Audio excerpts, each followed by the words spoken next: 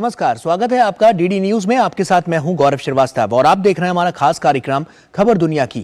खबर दुनिया की में आज की कड़ी में बात होगी इजराइल और हमास के बीच छिड़ी जंग की, साथ ही ऑपरेशन अजय के तहत वहां से भारतीयों की निकासी की, किर्गिस्तान में हो रहे राष्ट्रमंडल शिखर सम्मेलन की, ग्लोबल हंगर इंडेक्स की रिपोर्ट की, रूस और उत्तर कोरिया की नजदीकियों पर अमेरिका के दांव की और बुरे हालातों से जूझते अर्जेंटीना की। साथ ही इसके अलावा होगा और बहुत कुछ, लेकिन सबसे पहले नजर हेडलाइंस पर।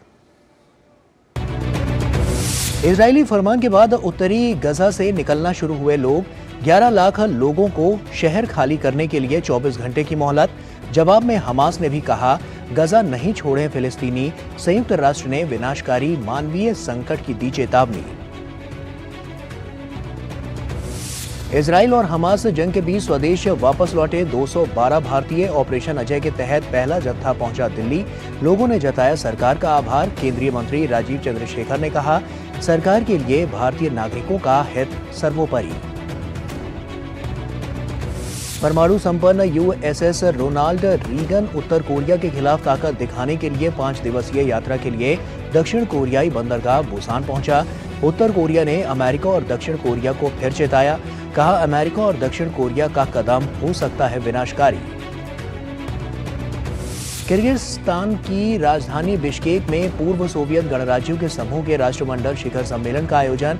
बैठक में रूस, अजरबैजान, बेलारूस सहित कई देश हुए शामिल। रूसी राष्ट्रपति पुतिन ने कहा मॉस्को के खिलाफ पश्चिमी प्रतिबंधों के बावजूद हम पूर्व सोवियत संघ के देशों के साथ अपने आर्थिक संबंधों का करते रहेंगे विस्तार।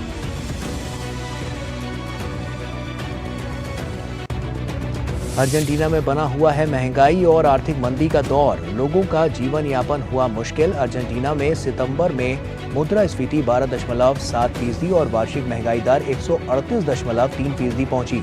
महंगाई के कारण देश में राजनीतिक अस्थिरता की स्थिति उत्पन्न। और आइए शुरुआत करते हैं और सबसे पहले बात करते हैं एशिया की।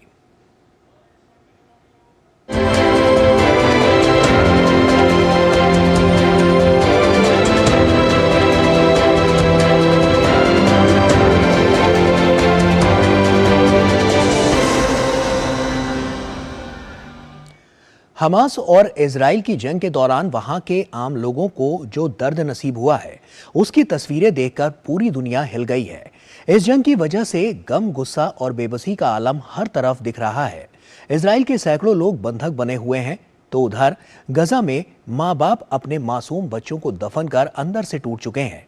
इजराइल और हमास के बीच जारी जंग में अब तक 3100 से अधिक लोगों की मौत हो गई है, जिसमें गजा में लगभग 1800 जबकि इजराइल में 1300 से अधिक लोगों को अपनी जान गंवानी पड़ी है।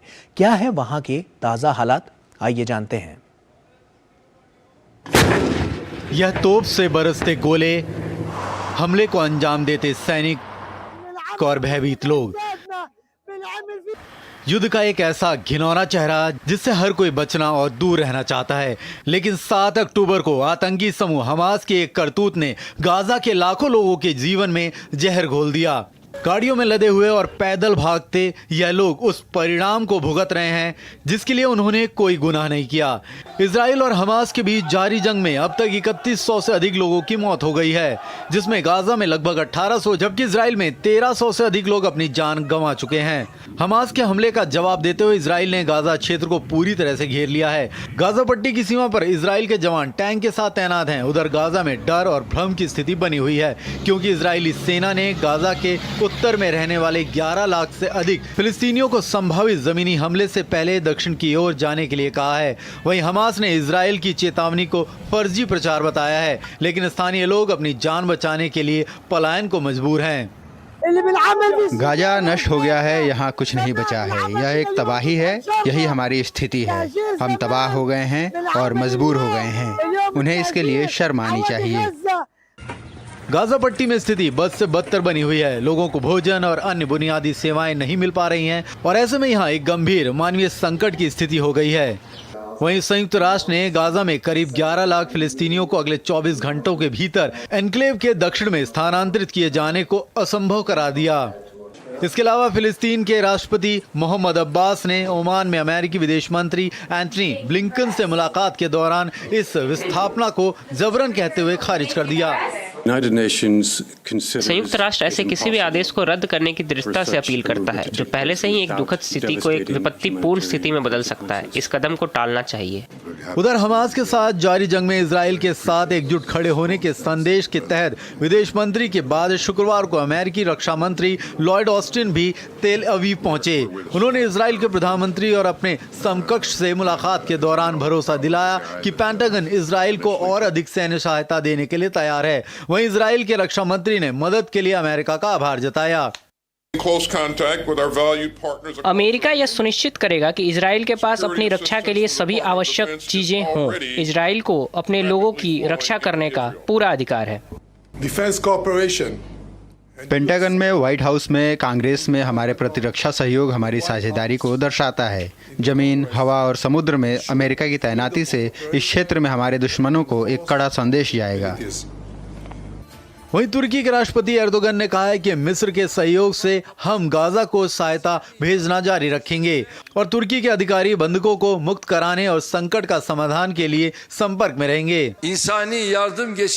तुर्की मिस्र के सहयोग से गाजा को सहायता भेजना जारी रहेगा। हमारे अधिकारी बंधकों को मुक्त कराने और संकट का समाधान खोजने के लिए जुटे हुए हैं। इसके अलावा रूसी राष्ट्रपति व्लादिमीर पुतिन ने गाजा में इजराइल के जमीनी हमले की कार्रवाई को गलत बताते हुए कहा कि इससे कई मासूम लोगों की बेवजह जान जाएगी, जो कि बिल्कुल अस्वीकार्य है। हम गाजा में जमीनी कार्रवाई की योजना के बारे में सुन रहे हैं। आवासीय क्षेत्रों में भारी हथियारों का उपयोग एक जटिल मामला है जो सभी पक्षों के लिए गंभीर परिणामों से भरा है और सबसे महत्वपूर्ण, नागरिकों को हताहत होना बिल्कुल अस्वीकार्य है। उधर कई देशों में फिलिस्तीन के समर्थकों का प्रदर्शन दौर जारी है। इसको देखते हुए कई देशों में इजरायली नागरिकों और राजनयिकों की सुरक्षा को लेकर चिंताएं बढ़ गई हैं। चीन की राजधानी बीजिंग में एक इजरायली राजनयिक स्टाफ पर हमले ने इन आशंकाओं को और बढ़ा दिया है। इन्हीं चिंताओं को देखते हुए फ्रांस सहित कई देशों ने एहतियात के तौर पर फिलिस्तीन समर्थक प्रदर्शनों पर रोक लगा दी है। और वहीं इजराइल में जंग जैसे हालात के बीच फंसे 212 भारतीय नागरिक घर लौट आए हैं। इन सभी लोगों को भारत सरकार के ऑपरेशन अजय के तहत एक चार्टर्ड विमान से शुक्रवार की सुबह दिल्ली लाया गया। लौटने वालों में ज्यादातर भारतीय छात्र हैं। इस जंग की वजह से पूरे इलाके में मौजूद भारतीय नागरिकों को वापस लाया जा रहा है। इजराइल में करीब 18,000 और फिलिस्तीन में 17 भारतीय नागरिक मौजूद हैं। भारतीय नागरिकों की वापसी के लिए केंद्र सरकार पुरजोर कोशिश कर रही है। इनके चेहरों से सुरक्षित स्वदेश लौटने और अपने परिजनों से मिलने की खुशी के भाव को बखूबी पढ़ा जा सकता है। इनके चेहरों की चमक बताने के लिए काफ़ी है कि वो अब खौफ के साए से बाहर आ गए हैं। ये संभव हो पाया है सरकार द्वारा शुरू किए गए ऑपरेशन अजय के तहत। इजराइल हमास युद्ध के बीच वहां फंसे भारतीय नागरिकों को लेकर पहली उड़ान शुक्रवार की सुबह नई दिल्ली पहुंची। तेल अवीव से आने वाले पहले जत्थे में महिलाओं, बुजुर्गों और बच्चों को मिलाकर कुल 212 लोग शामिल थे। इन यात्रियों की अगवानी के लिए केंद्रीय मंत्री राजीव चंद्रशेखर एयरपोर्ट पर मौजूद रहे। बाहर निकलने पर उनके चेहरे पर खुशी साफ झलक रही थी। उन्होंने भारत सरकार का आभार जताते हुए सरकार के इस कदम की जमकर तारीफ की। एम्बेसी की वेबसाइट थी, उस पर हम लोगों ने रजिस्टर्ड किया, अपनी डिटेल फिल की है, पासपोर्ट एंड डिपेंडेंट जो भी फैमिली मेम्बर्स थे उनके बारे में हमने रजिस्टर्ड किया। देन कंफर्मेशन मेल आया and then they confirm us that we can come back to India and this process was very smooth. जो हमारी सरकार ने, प्रधानमंत्री मोदी जी ने जो एक कदम उठाया है, बहुत ही सराहनीय कदम है। अब हम लोग को लग रहा है हम लोग सुरक्षित स्थान पर है। बहुत अच्छा मिशन है। स्पेशली एम्बेसी जो हमारी इजराइल में है, tremendous job, they do a tremendous job, they day and night they are working.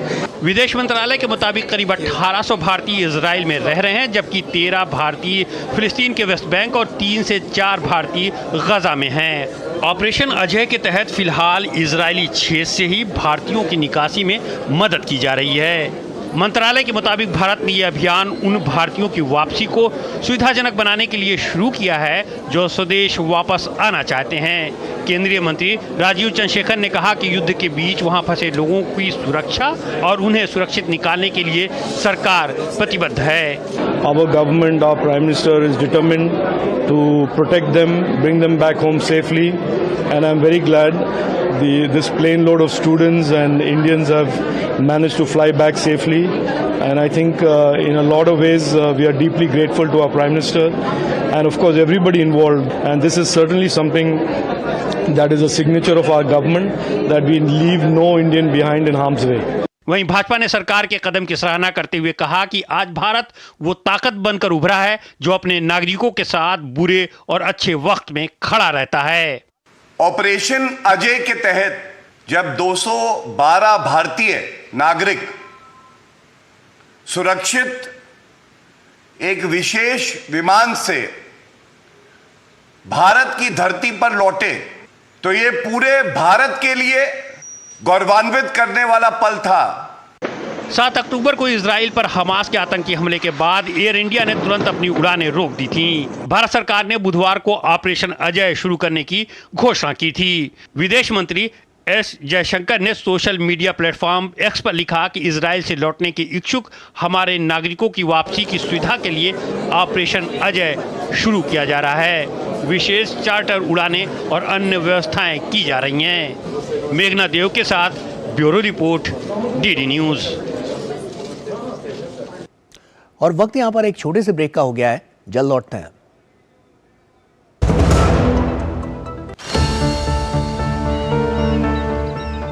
जो बनकर मेरा हमसफर आएगा सिर्फ उसी को फर्क नजर आएगा।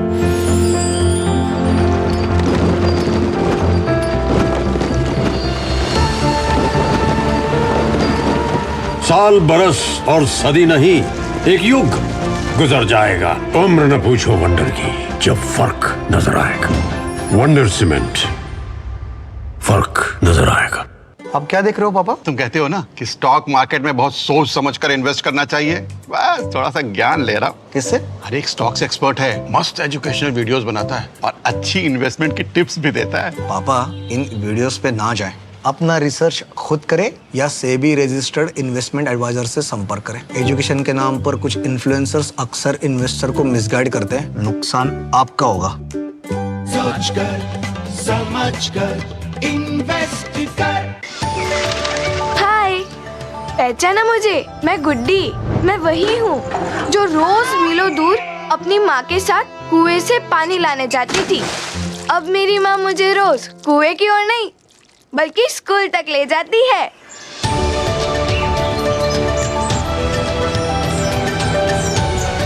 अरे किधर को चली सवारी? कुएं की तरफ तो नहीं? अरे नहीं नहीं सरपंच दीदी, मोदी जी के प्रयास से कुएं पर जाना हुआ बीता हुआ कल। अब तो है हमारे यहाँ नल से शुद्ध जल। बिल्कुल सही। प्रधानमंत्री नरेंद्र मोदी जी हमारी परेशानी समझकर इतना बड़ा काम तेजी से पूरा करवा रहे हैं। तभी तो हर घर में नल से शुद्ध जल आने से गांव की सभी बहनों और बेटियों को रोज पानी सर पर ढोकर लाने की परेशानी से मुक्ति मिली है। हाँ, और साथ ही बीमारियाँ भी बहुत कम हुई है। वाह दीदी।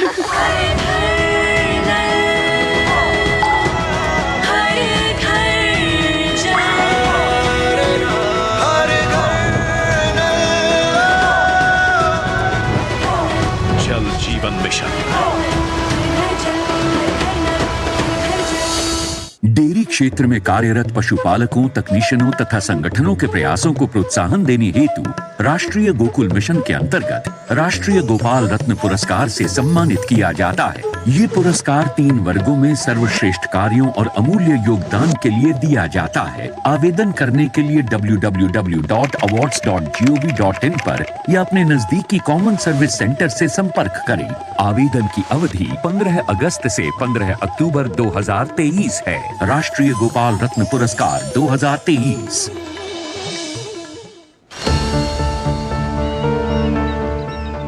जो बनकर मेरा हमसफर आएगा सिर्फ उसी को फर्क नजर आएगा।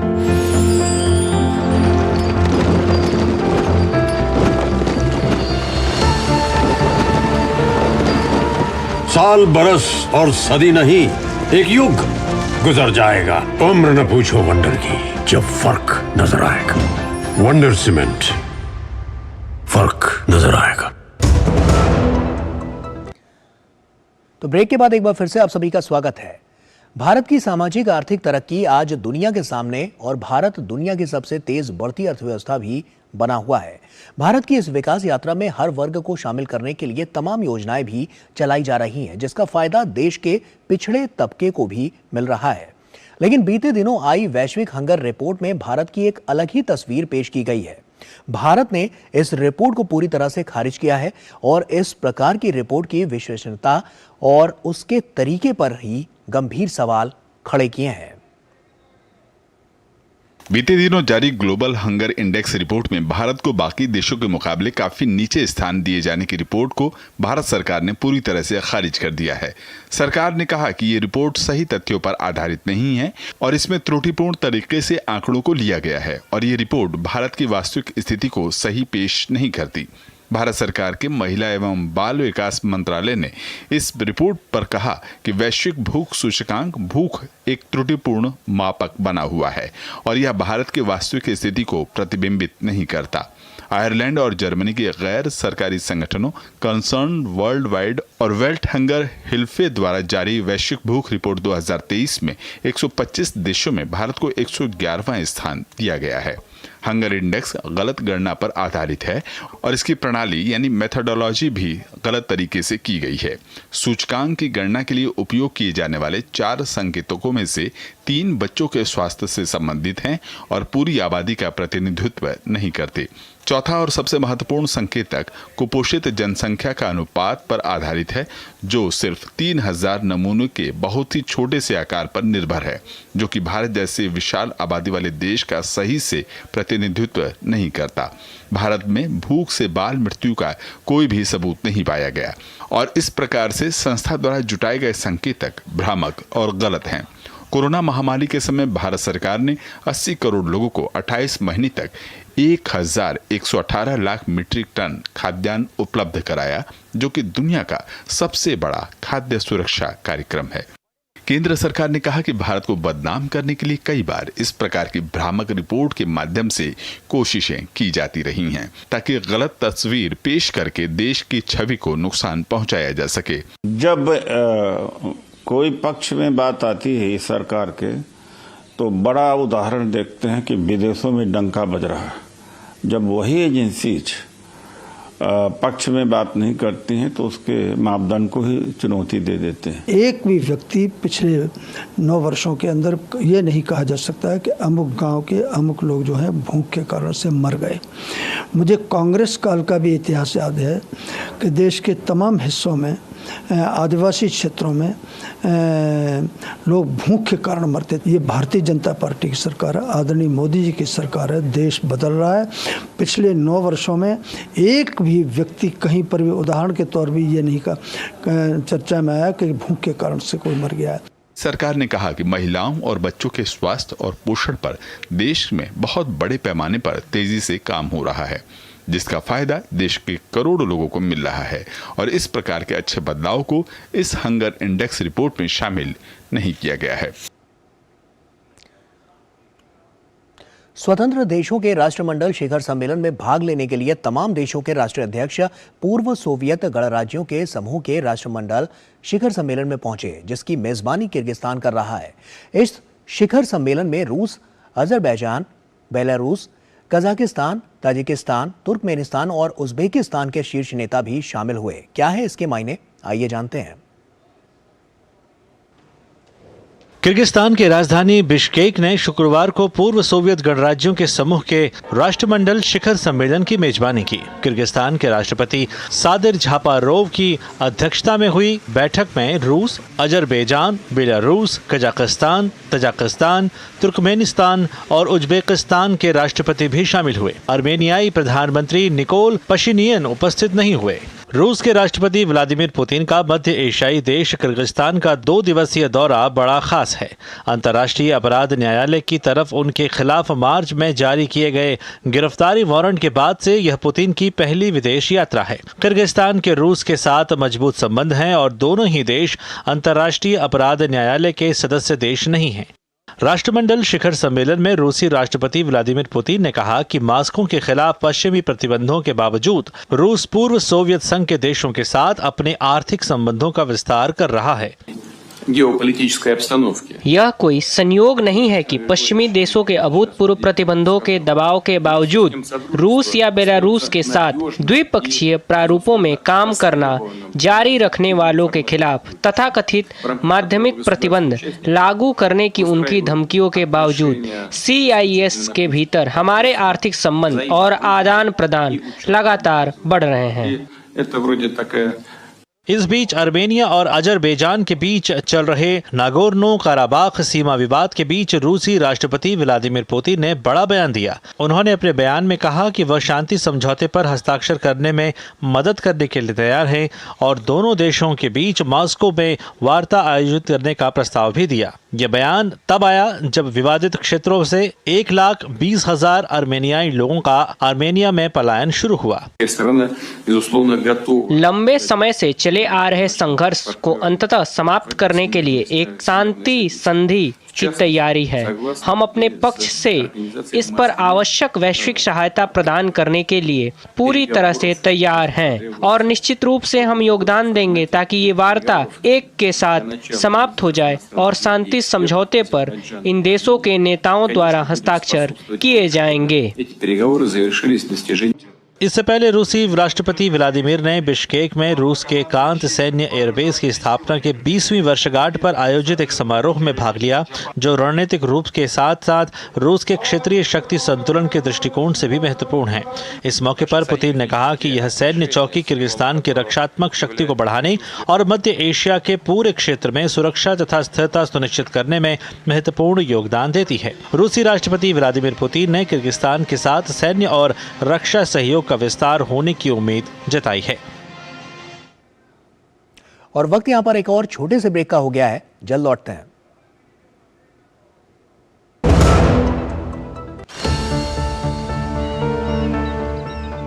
जो बनकर मेरा हमसफर आएगा, सिर्फ उसी को फर्क नजर आएगा।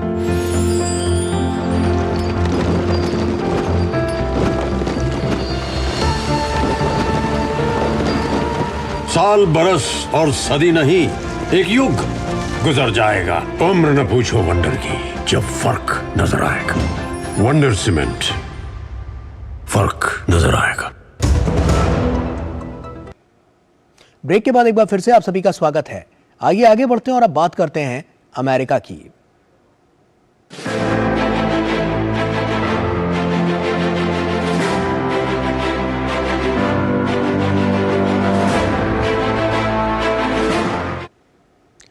परमाणु शक्ति से चलने वाला विमान वाहक पोत USS रोनाल्ड रीगन संयुक्त सैन्य अभ्यास से पहले दक्षिण कोरिया पहुंच गया है। रोनाल्ड रीगन और उसके साथ आने वाले स्ट्राइक फोर्स के जहाज दक्षिणी बंदरगाह शहर बुसान में एक नौसैनिक अड्डे पर उतरे। दरअसल चीन को काबू में रखने के लिए अमेरिका ने इस परमाणु एयरक्राफ्ट कैरियर को ताइवान के पास तैनात किया था। साथ ही माना जा रहा है कि रूस और उत्तर कोरिया की नजदीकियां अमेरिका को रास नहीं आ रही हैं। क्या है इसकी असल वजह, देखिए इस रिपोर्ट में। उत्तर कोरिया के तानाशाह किम जोंग उन की रूसी राष्ट्रपति व्लादिमीर पुतिन के साथ नज़दीकी अमेरिका को रास नहीं आ रही है। परमाणु संचालित USS रोनाल्ड रीगन और उसका स्ट्राइक ग्रुप उत्तर कोरिया के खिलाफ ताकत दिखाने के लिए 5 दिवसीय यात्रा के लिए दक्षिण कोरियाई बंदरगाह बुसान पहुंच गया है। अमेरिकी नौसेना का USS रोनाल्ड रीगन दुनिया के दूसरे सबसे बड़े विमान वाहक पोत की श्रेणी में आता है। चीन को काबू में रखने के लिए अमेरिका ने इस परमाणु एयरक्राफ्ट कैरियर को ताइवान के पास तैनात किया था। रोनाल्ड रीगन नाम पूर्व अमेरिकी राष्ट्रपति के नाम पर है। हालांकि कैरियर स्ट्राइक ग्रुप के प्रवक्ता सेंट कोएनिन का कहना है कि दक्षिण कोरिया की यात्रा स्वतंत्र और मुक्त इंडो पैसिफिक के साझा लक्ष्यों की दिशा में एक साथ समुद्र में अंतर संचालनीयता बनाने के अवसर प्रदान करती है। हम यहाँ आकर समुदाय के लोगों के साथ सामुदायिक संबंध कार्यक्रमों में हिस्सा लेकर और हमारी नौसेनाओं और हमारे लोगों के बीच संबंध बनाकर बहुत प्रसन्न हैं। हम स्वतंत्र और मुक्त इंडो पैसिफिक के साझा लक्ष्यों की दिशा में एक साथ समुद्र में अंतर संचालनीयता बनाने के अवसरों की तलाश में हैं। अमेरिका का ये कदम किम को चेतावनी के तौर पर देखा जा रहा है। उत्तर कोरिया ने शुक्रवार को अमेरिकी विमान वाहक पोत की दक्षिण कोरिया यात्रा की निंदा की और इसे उकसावे की कार्रवाई बताया। उत्तर कोरिया ने कहा कि अमेरिकी और दक्षिण कोरिया का कदम विनाशकारी परिस्थितियां ला सकता है। उत्तर कोरिया को लेकर अमेरिका काफ़ी लंबे समय से नाराज चल रहा है, लेकिन किम जब रूस पहुंचे तो अमेरिका का गुस्सा 7वें आसमान पर जा पहुंचा। यही वजह है कि अमेरिका किम के देश को सबक सिखाने पर आमादा है। अमेरिका चाहता है कि किम रूस के नज़दीक न जाएं, लेकिन किम किसी भी तरह से अपने कदम वापस लेने को तैयार नहीं है। उत्तर कोरिया और रूस दोनों ही संयुक्त राष्ट्र के कई प्रतिबंधों का सामना कर रहे हैं। दक्षिण अमेरिकी देश अर्जेंटीना काफी बुरे हालात से गुजर रहा है। अर्जेंटीना फिलहाल विश्व का वो देश बन गया है जहां के हालात बद से बदतर हैं।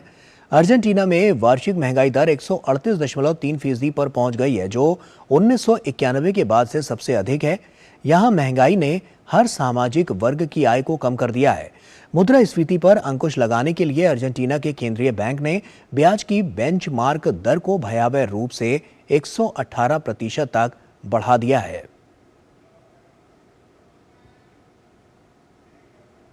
और वक्त यहां पर एक और छोटे से ब्रेक का है।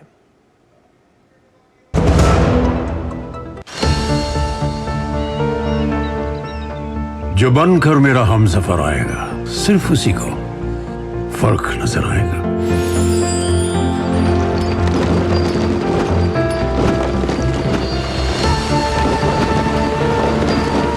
साल बरस और सदी नहीं, एक युग गुजर जाएगा। उम्र न पूछो वंडर की, जब फर्क नजर आएगा। वंडर सीमेंट, फर्क नजर आएगा। ब्रेक के बाद एक बार फिर से आप सभी का स्वागत है और आइए अब देखते हैं हमारा अगला सेगमेंट, दुनिया का दिल।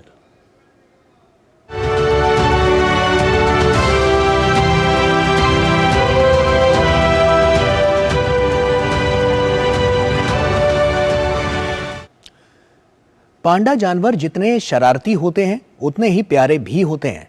दक्षिण कोरिया के जू में कुछ समय पहले पैदा हुए ट्विन जॉइंट बेबी पांडा को अब इस दुनिया में आए 100 दिन पूरे होने वाले हैं। इस मौके पर जू के लोगों ने दोनों बेबी पांडा का नामकरण किया और जश्न मनाया।